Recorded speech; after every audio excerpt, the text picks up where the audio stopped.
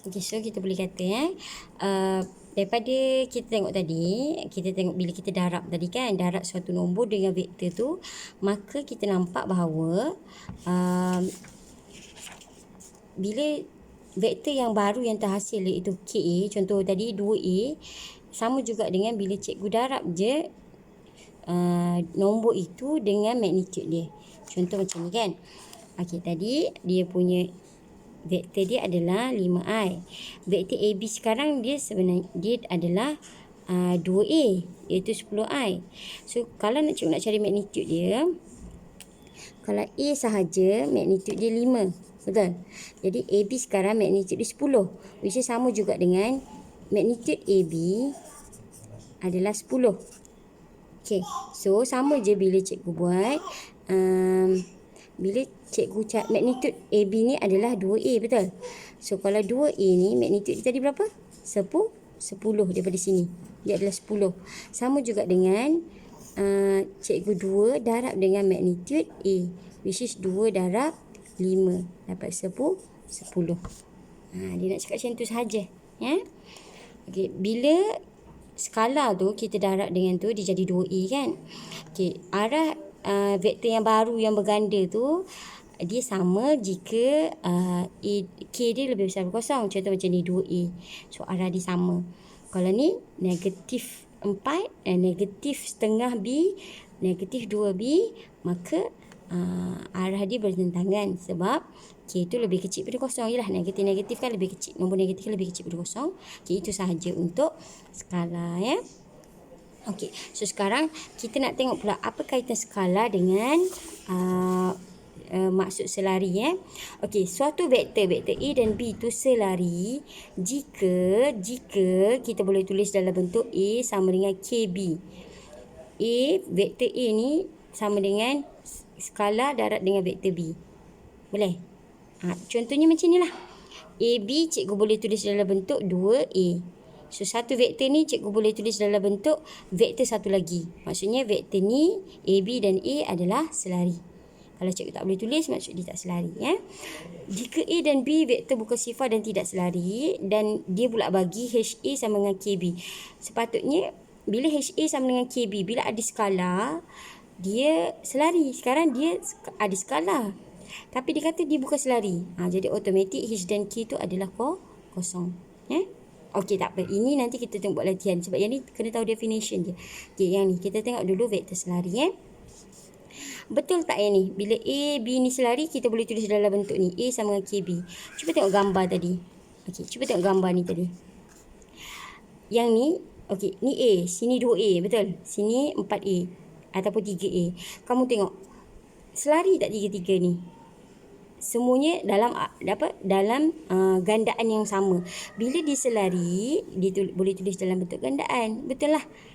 Jadi contoh ni, kalau yang cikgu buat yang ni kan, okey, yang ni dengan yang ni selari. Apa lagi nampak selari?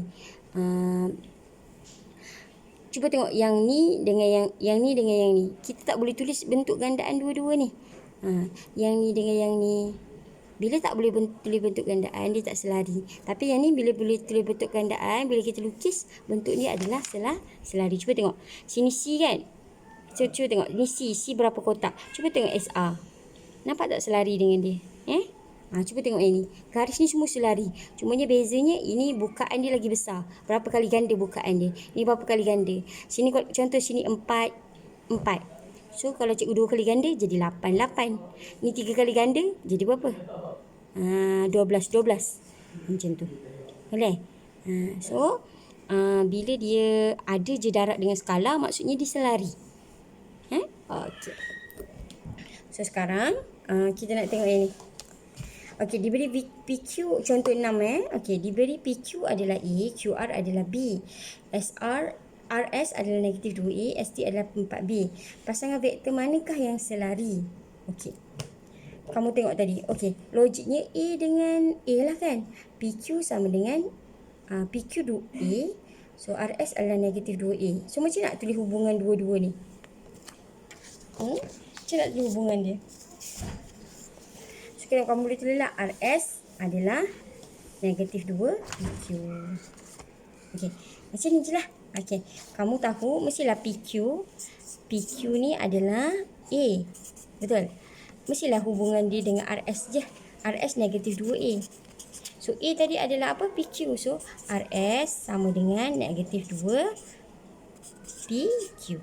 So kamu boleh tulis dalam bentuk ni. Boleh tulis dalam bentuk A sama dengan KB.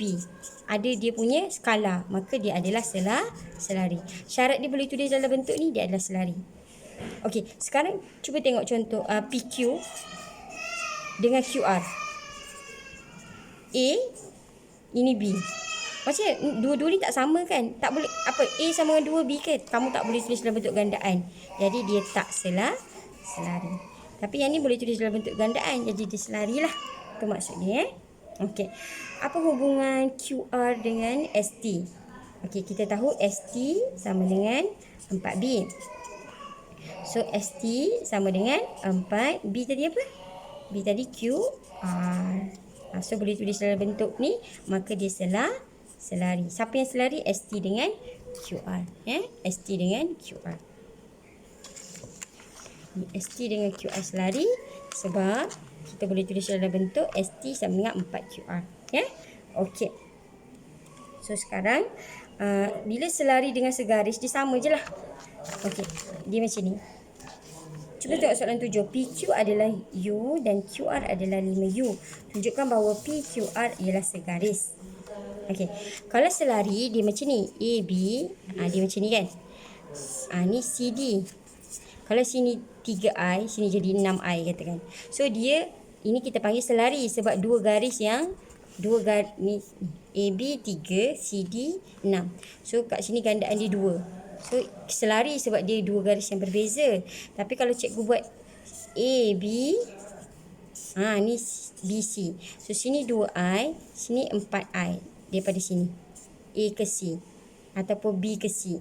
So bila dia segaris, dia jadi macam ni. AB dengan BC. Nampak tak? Maksudnya dia ada huruf sama yang dikongsi. Maka dia adalah segaris. Konsep segaris dengan selari sama. Bezanya A, B, C, D selari ni dia ada huruf yang berlainan dan garis yang dua berlainan lah.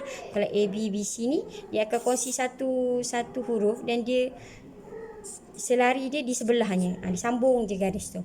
So konsep selari dengan segaris sama sahaja. Once kita boleh tulis dalam bentuk A satu vektor, K dalam satu vektor lagi satu, maka dia adalah segaris atau selari. Okey, sama je. Kalau PQ adalah U, QR adalah 5U. Maksudnya apa? QR adalah 5PQ.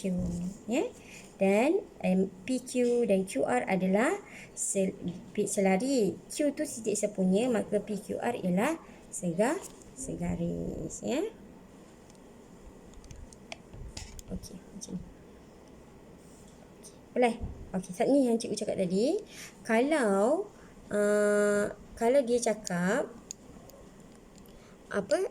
dia kata diberi vektor bukan sifar A dan B tidak selari. Maksud dia bagi H tolak 1A, K tambah B dengan HK adalah pemahala. Okey. Dia dah kata yang ni satu vektor dia bagi.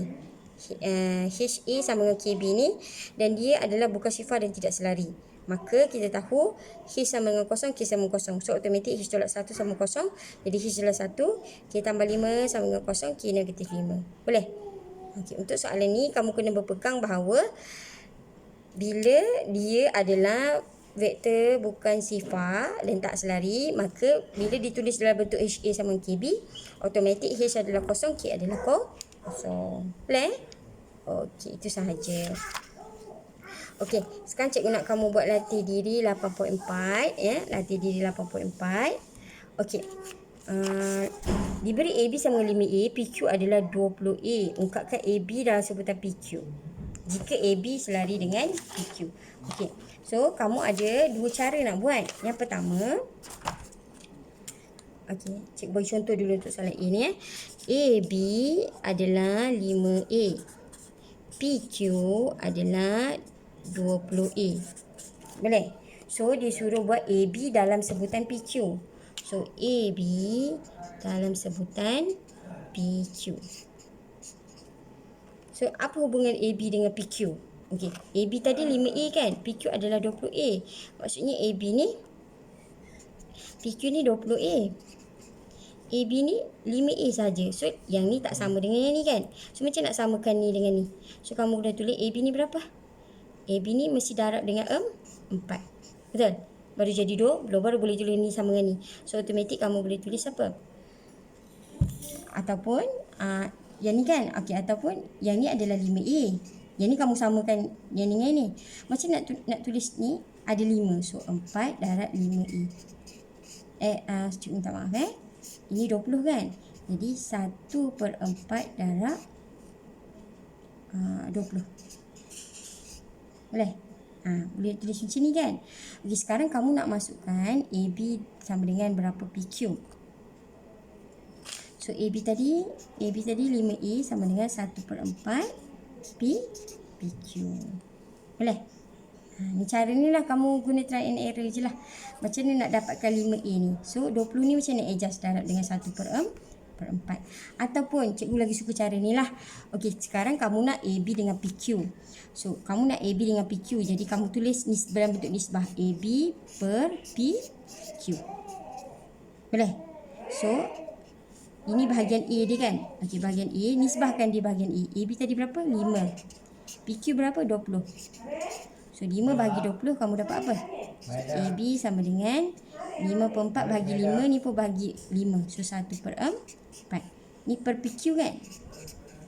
Okay, PQ buat naik atas. So, AB sama dengan 1/4 PQ.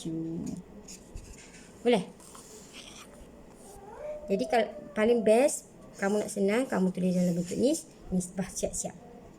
Boleh? Okey, contoh macam ni tadi. Dia kata, contoh soalan ni tadi Dia kata, PQU, QR 5U. Tunjukkan bahawa PQR ialah segaris. Jadi, dia nak PQ adalah U. QR adalah 5U. Okay, macam mana kita nak buat dia punya nisbah? Kamu boleh buat, kamu mesti nak tulis dalam bentuk skala tu, tulis dulu. PQ sama dengan QR. Betul? Ambil belah U dia. Belah U dia apa skala dia 1. Ini apa belah U dia? 5. So, ni buat ni atas jadi PQ sama dengan 1/5 QR. Boleh? Ini kalau kamu nak buat nisbah PQ ke QR. Kalau kamu nak buat QR ke PQ, lainlah 5/1. Boleh? Okey. So, untuk selari, better kamu guna terus 4 nisbah. Boleh? Okey. So, kalau lepas ni, kamu ada 2 vektor. Contoh, vektor yang pertama, vektor AB ni. Kita ada vektor AB. Okey, vektor AB ni, dia punya tu adalah 2I tambah 4J. So, vektor CD adalah 8I tambah 16J. So, macam nak buat nak buktikan AB dan CD ni selari. Jadi, kamu kena tulis dalam bentuk. Kalau nak buktikan AB dengan CD ni selari, kamu kena buat macam ni. AB sama dengan CD. Boleh? Kamu kena buat tulis bentuk macam ni, baru kamu boleh kata therefore dia selari. So, macam nak cari ni bentuk ni. So, kita buat nisbah dulu. AB per CD. Okey, ambil bahagian I. Bahagian I apa? AB ialah 2. CD adalah 8. Nak guna bahagian J pun boleh. Dua-dua pun boleh. Tak kata kalau guna bahagian J. 4 bahagi 16. So, 4 bahagi 16. Sini bahagi 2. Dapat 2 balik. Sini bahagi 2. Dapatlah 8. So, sama je. Nak guna I, guna bahagian J. Sama sahaja. So, AB per CD sama dengan 1/4. So, ni buat gini atas. So, AB sama dengan 1/4 CD. Okey, boleh? So, ini dia punya tu. Maksud dia adalah selari. Ya? Okey. So, cikgu nak kamu buat latihan 8.4 dulu ya. Okey.